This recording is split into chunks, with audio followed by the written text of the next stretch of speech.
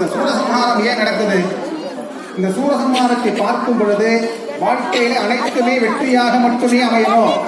தோல்வி என்பதை வாழ்க்கையில் இருக்கக்கூடாது. தோல்விகள் இருக்கலாம், தோல்விகளை கண்டு தோல்வி விடாமல் மறுபடியும் வெற்றியை நோக்கியே இலக்க வைத்து பயணம் பண்ணணும் அப்படின்றதுக்காக தான் இப்பேற்பட்ட ஒரு சூரசம்ஹார நிகழ்ச்சியானது நடைபெறுகிறது.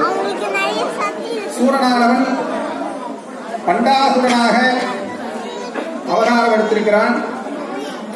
பண்டாசுரன்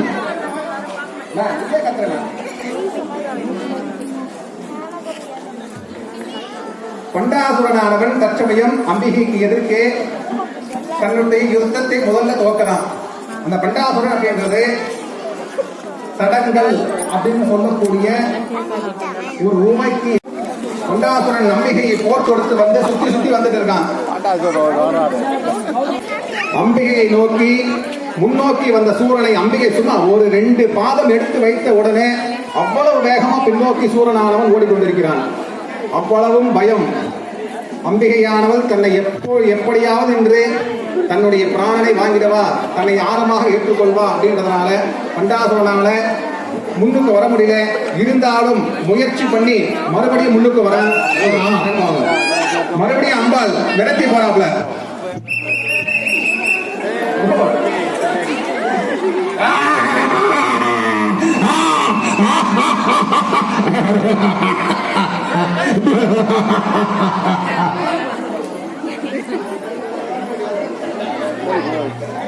இரண்டு முறை வந்து வந்து விரட்டி விரட்டி அப்பவும் போகவும் மாட்டான், மறுபடியும் போருக்கு வரவும் மாட்டான்.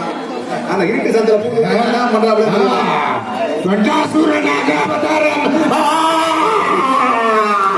கர்ச்சனையில் இருக்கக்கூடிய ஆணவமானது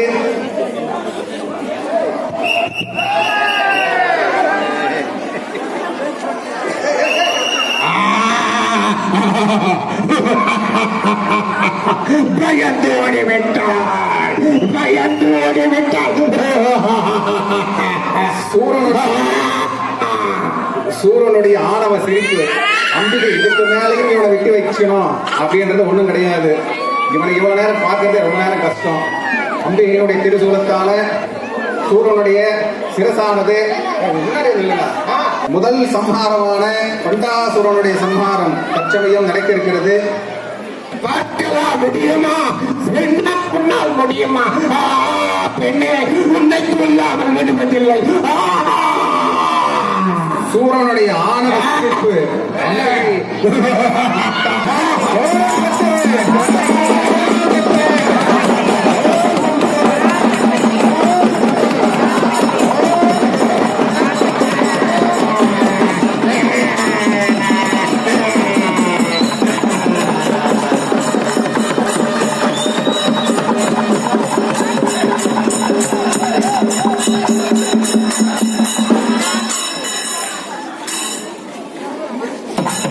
பண்டாசுரனுடைய சம்ஹாரமானது முடிவடைந்தது. மறுபடியும் சலசலப்பு வேண்டாம், அமைதி.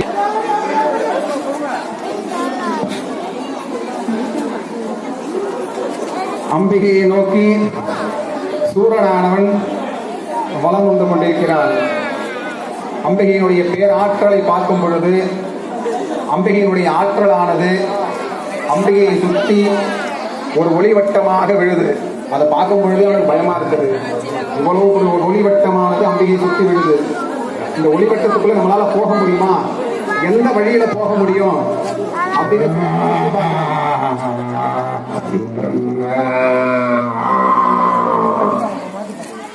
எந்த வழி பக்கமாவது அம்பிகையை நோக்கி உள்ளே புகழாமா? அம்பிகையினுடைய சாநித்தியமானது அம்பிகையை சுற்றி எந்த பக்கமும் போக முடியாத அளவுக்கு அம்பிகை ரக்ஷ போட்டிருக்காங்க.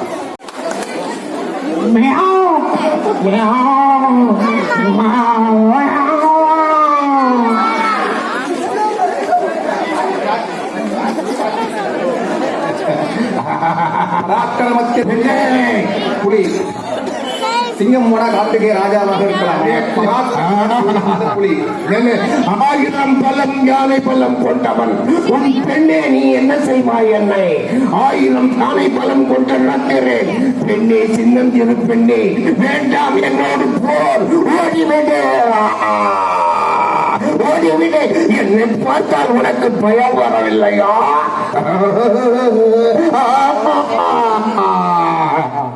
ஓடி விடுவதாக சொல்றாப்புல. ஆனா ஓடி ஓடி சுவாமியை சுத்தி சுத்தி வராப்புல. எந்த பக்கமாக நடக்காது. எப்படியாவது உன்னை அடை. அம்பிகையினுடைய திருசூலம் அந்த புலித்தலையில் சொன்ன சூரனை சம்ஹாரம் செய்வதற்காக அம்பிகையினுடைய திருக்கரத்திலிருந்து வெற்றி முகத்தோட புறப்படுகிறது. ஓம் சக்தி.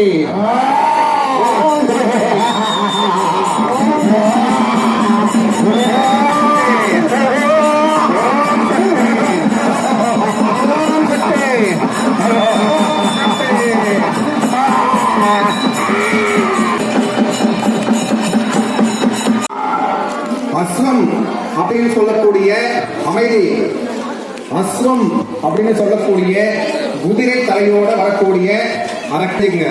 முக்கியமான விஷயம், குதிரை முகத்தோட வரக்கூடிய அசுரன். அமைதியாக இருங்க, முக்கியமான சம்ஹாரம் இது.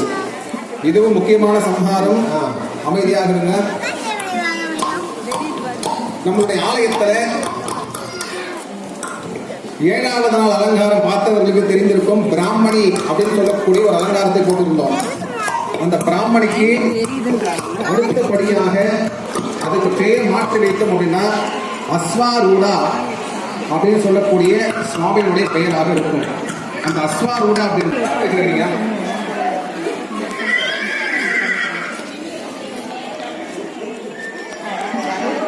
அம்பிகையினுடைய சூரனானவன் குதிரை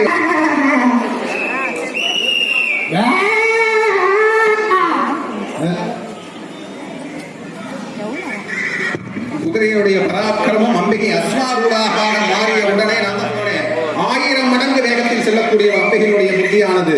அவ நம்மளுடைய புத்தியை மாத்தணும்னு சொல்லி ஒரு 100 அளவு எழுந்தா அம்பிகை அதை விட 100 மடங்கு எழுந்து அந்த புத்தி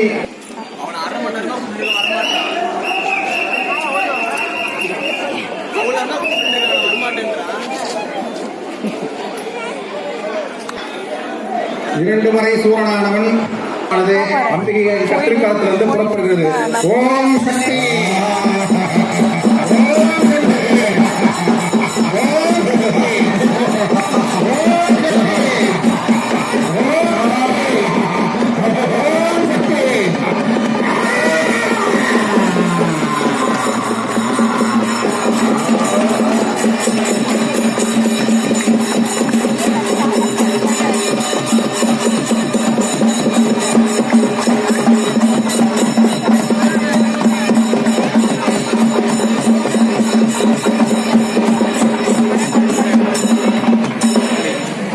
வெற்றி முகத்தோடு அம்பிகை வீட்டிருக்கிறார். அம்பிகையுடைய யானை முகத்தோடு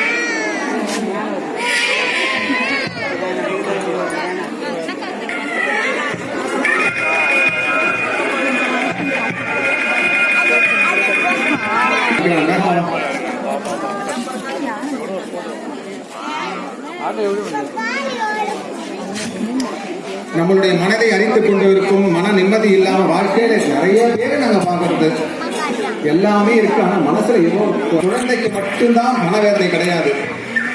குழந்தை பருவத்திலிருந்து அடுத்த ஏஜ் வரும்பொழுது கட்டாயம் மனவேதனை இருக்கும். மனவேதனை இருந்தாதான் மனிதன். ஆனா அந்த மனவேதனை இருக்கக்கூடிய மறுபடியும் பின்னோக்கி போகிறாங்க.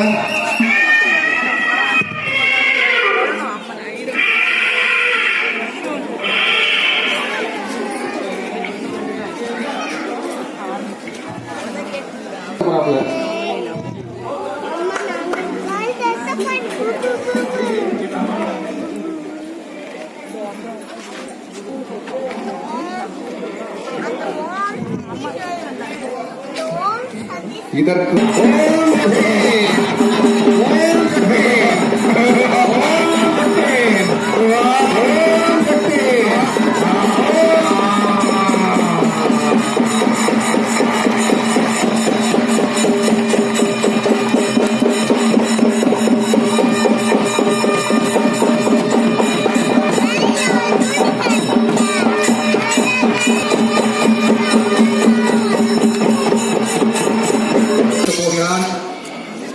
ஏற்கனவே சொன்னா போல தலை கணம் பிடித்தவன் தலைகணத்தை அழித்தாலே போதும்.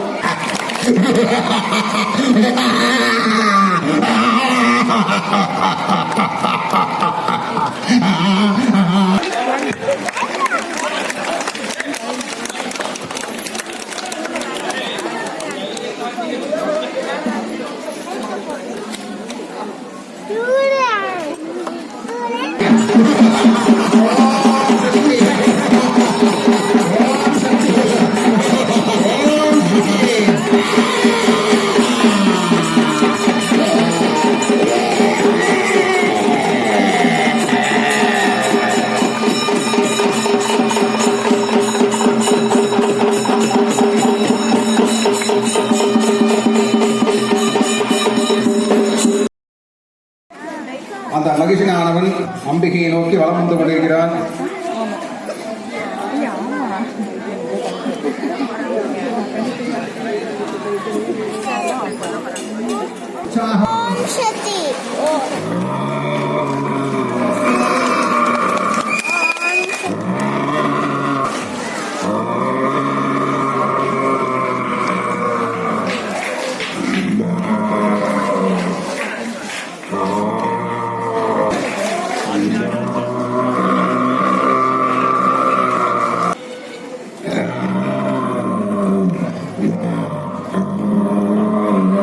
மூன்றாவது முறையாக சூரனை நோக்கி அம்பிகையானவள் வேகமாக விரட்டப் போகிறார்.